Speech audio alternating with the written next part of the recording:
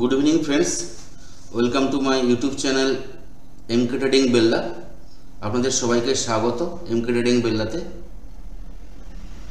আজকে আমরা ইন্ডেক্স নিয়ে আলোচনা করব, নিফটি ব্যাঙ্ক নিফটি নিয়ে আলোচনা করব। নিফটি ব্যাঙ্ক নিফটির অ্যানালাইসিস করব কালকের জন্য, পুরো উইকের জন্য মার্কেট কি হতে পারে, মার্কেটের সেন্টিমেন্ট কি বলছে, সেইগুলো নিয়ে আলোচনা করব, যাতে আপনাদের ট্রেডিং করতে গিয়ে কিছু না কিছু ইনফরমেশন আপনারা পান এখান থেকে, আপনাদের ট্রেডিংটাও খুব ভালো হয়। সেটাই করার জন্য আজকের এই ভিডিও। আজকে নিফটি দেখব আমরা, যে নিফটি পজিটিভ ওপেন হয়েছিল এবং পজিটিভ ক্লোজ করেছে। কালকে আমি ইনফর্ম করেছিলাম যে নিফটি 23,560 একটা লেভেল, খুব বড় সাপোর্ট লেভেল আছে, যেটাকে নিফটি ব্রেক করবে না। ব্রেক করলে কিন্তু বড় একটা ডাউন আসবে। তো যথাযথ কালকে নিফটি 23,560-এ টাচ করে রিভার্স নিয়েছিল এবং আজকে সে জায়গায় 23,700 কাছাকাছি, 23,700-র উপরে মার্কেট বন্ধ করেছে, ক্লোজিং করেছে।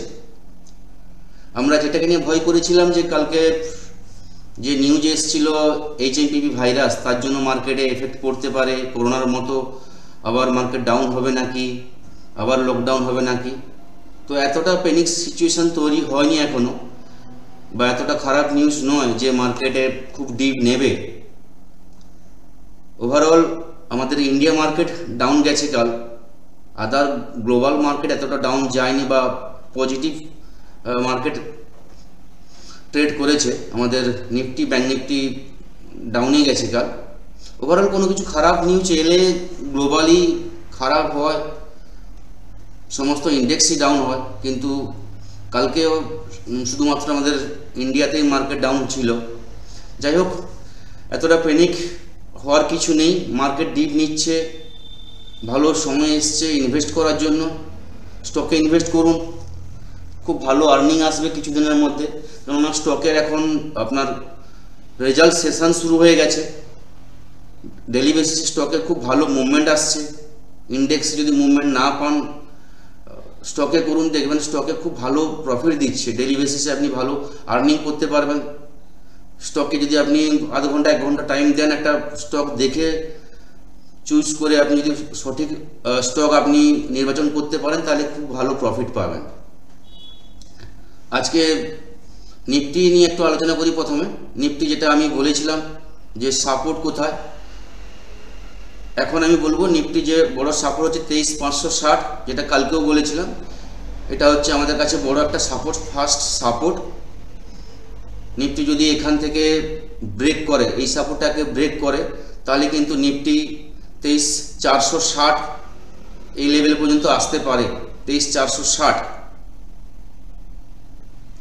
23,460, 23,260 এগুলো হচ্ছে নিফটির কাছে খুব বড় সাপোর্ট। সবচেয়ে বড় সাপোর্ট হচ্ছে নিফটির কাছে 23,260 এই লেভেল। এই লেভেল যদি ব্রেক করে নিফটি, তাহলে খুব বড় ডাউন আসবে। বর্তমানে আমরা যে সাপোর্টটা বললাম আপনাদেরকে, ডে ক্যান্ডেলে বা ডে চার্টে আমরা চেক করে নিচ্ছি। ডে চার্টে দেখুন 23,560 কালকে বলেছিলাম, 23,460।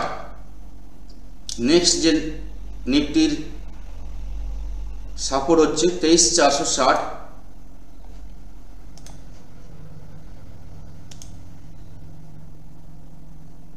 23,250, 260 এই তিনটে সাপোর্ট আপনারা মনে রাখবেন। 23,260 খুব বড় সাপোর্ট, এখান থেকে মার্কেট রিভার্স নেওয়ার ম্যাক্সিমাম চান্সেস আছে। 23,260 যদি মার্কেট নিফটি ব্রেক করে, তাহলে কিন্তু খুব বড় একটা ডাউন দেখতে পাবো। 22,800 পর্যন্ত আমরা দেখতে পাবো, 22,800। তো আমার তো মনে হয় না নিফটি 22,800 আসবে। নিফটি এখান থেকে, আমার যেটা মনে হয়, মার্কেট এখান থেকে রিভার্স নেবে। কেননা স্টকের রেজাল্ট সেশন শুরু হয়ে গেছে, সামনে বাজেট আছে 1 ফেব্রুয়ারি। বাজেটের আগে একটা প্রি বাজেট র্যালি হয়, তো তার জন্য মার্কেট আজকে পজ নিয়েছে, মানে মার্কেট এই জায়গায় দাঁড়িয়ে গেছে, একটা গ্রিন ক্যান্ডেল ক্লোজ দিয়েছে।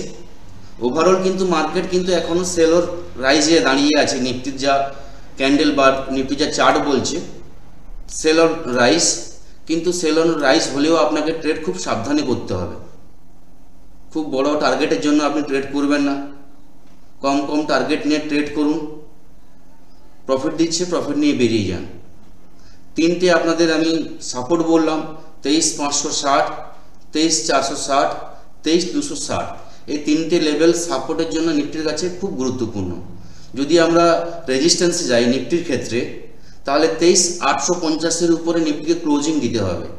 23,850 যতক্ষণ না নিফটি ক্লোজিং দিচ্ছে, আপনি নিফটিকে বাই করে হোল্ড করতে পারবেন না।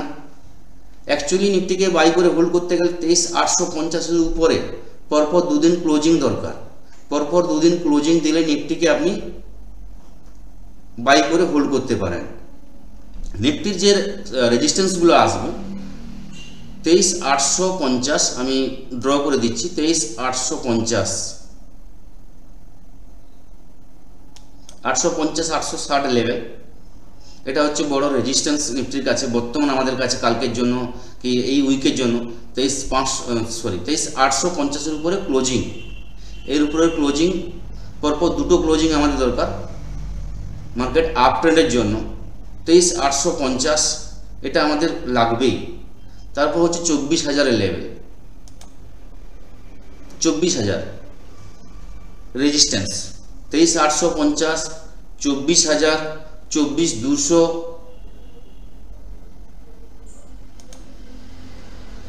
24,400।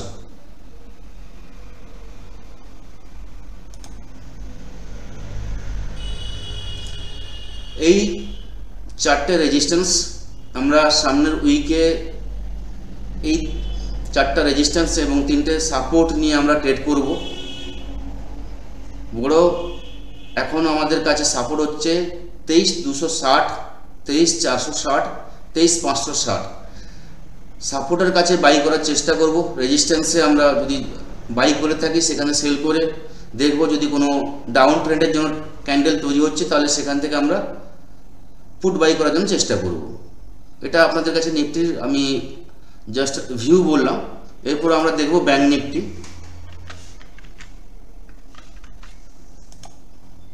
ব্যাংক নিফটি যদি আমরা ক্যান্ডেল দেখি ডেইলি চার্টে 5 মিনিটের ক্যান্ডেলে, তাহলে দেখব ব্যাংক নিফটিও আজকে পজিটিভ ক্লোজিং দিয়েছে। কালকে যে লো টাচ করেছিল সেই জায়গায় আজকে পজিটিভ ওপেনিং হয়েছে এবং পজিটিভ ক্লোজিং দিয়েছে। ওভারঅল ব্যাংক নিফটির চাইতে বেশি প্রেসারে আছে, বেশি উইক আছে ব্যাংক নিফটি।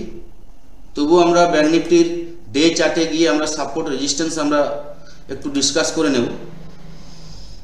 ব্যাংক নিফটির কাছে বড় যে সাপোর্ট হচ্ছে 49,665, এই লেভেল 49,665, এই লেভেল যদি ব্যাংক নিফটি ব্রেক করে তাহলে কিন্তু আমরা খুব বড় ডাউন ব্যাংক নিফটিতে আমরা দেখতে পাবো।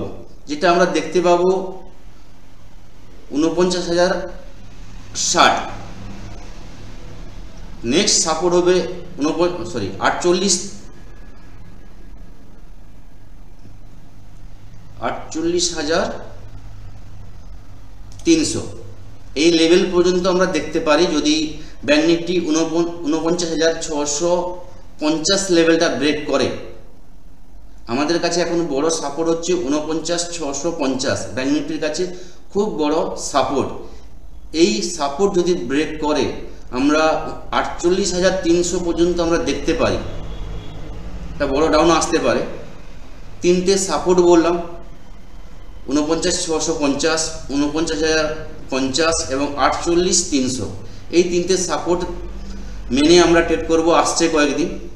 এবার ব্যাংক নিফটি যদি আপ ট্রেন্ডে যায় বা আপ ট্রেন্ডে যদি আপনি ট্রেড করতে চান তাহলে আপনার রেজিস্ট্যান্স কী হবে ব্যাংক নিফটির ক্ষেত্রে?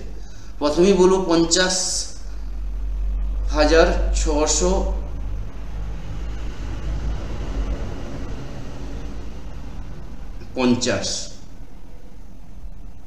ব্যাংক নিফটিকে প্রথমেই 50,650 লেভেলটা ক্রস করতে হবে। এর উপরে গেলে আমরা ভাববো যে ব্যাংক নিফটি যা কারেকশান নিয়েছে এখান থেকে মার্কেট রিভার্সাল নিতে পারে। তো ফার্স্ট আমাদের ব্যাংক নিফটিতে আপ ট্রেন্ডের জন্য ট্রেড করতে গেলে যে রেজিস্ট্যান্স লাগবে 50,650। তারপর যে লেভেল আসবে আমাদের কাছে রেজিস্ট্যান্স 51,000, 51,000। নেক্সট যে আমাদের কাছে আসবে 51,600, 51,500, 550, 600, এই তিনটে রেজিস্ট্যান্স ব্যাঙ্ক নিফটির কাছে আসছে উইকে।